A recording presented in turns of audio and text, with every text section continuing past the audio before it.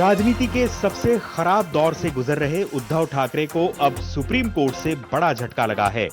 एकनाथ शिंदे से सत्ता और संगठन गंवाने के बाद उद्धव ठाकरे ने चुनाव आयोग के फैसले के खिलाफ सुप्रीम कोर्ट का दरवाजा खटखटाया। ठाकरे ने कोर्ट में याचिका दायर कर मामले पर जल्द सुनवाई करने की मांग की, लेकिन चीफ जस्टिस ने मामले पर तत्काल सुनवाई से इनकार कर दिया। कोर्ट ने ठाकरे को प्रक्रिया के तहत मंगलवार को याचिका दायर करने के लिए कहा है।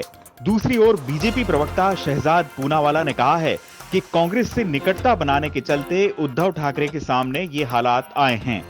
चुनाव आयोग का जो फैसला आया चुनाव के चिन्ह को लेकर और शिवसेना के नाम को लेकर, ये एक बहुत ही स्टडीड आदेश आया था पुराने प्रेसिडेंट्स के आधार पर, और इसीलिए इससे बेइत्तेफाकी रखते हुए इसके खिलाफ अपील करने का तो अधिकार सबको है, परंतु आज जिस अर्जेंट हियरिंग के चक्कर में सुप्रीम कोर्ट तक गए थे, वहाँ पर भी अर्जेंट हियरिंग नहीं मिली।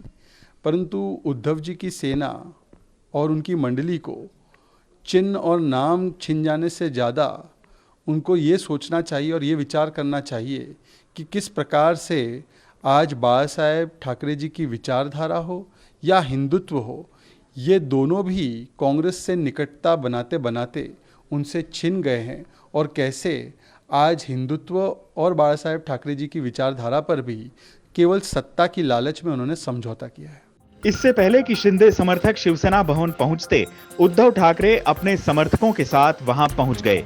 इस दौरान उद्धव के समर्थकों का हुजूम उमड़ पड़ा।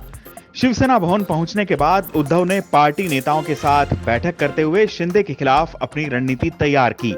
हालांकि अभी तक साफ नहीं हो सका है कि बैठक का सबसे बड़ा एजेंडा क्या रहा होगा।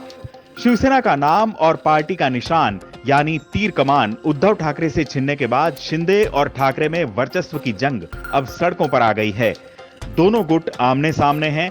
चुनाव आयोग का यह फैसला जहां उद्धव ठाकरे गुट के लिए बड़ा झटका था, तो वहीं शिंदे गुट को भी बड़ी जीत मिली थी। विधानसभा में कुल 67 में से 40 विधायकों का समर्थन शिंदे गुट के साथ है। वहीं संसद में 13 सांसद शिंदे गुट के साथ और 7 उद्धव ठाकरे के साथ हैं। इसी संख्या बल के आधार पर शिवसेना की विरासत एकनाथ शिंदे को सौंप दी गई। वहीं आयोग ने उद्धव ठाकरे गुट को राज्य में विधानसभा उपचुनाव पूरा होने तक धधकती मशाल चुनाव चिन्ह रखने की इजाजत दे दी है। चुनाव आज तक।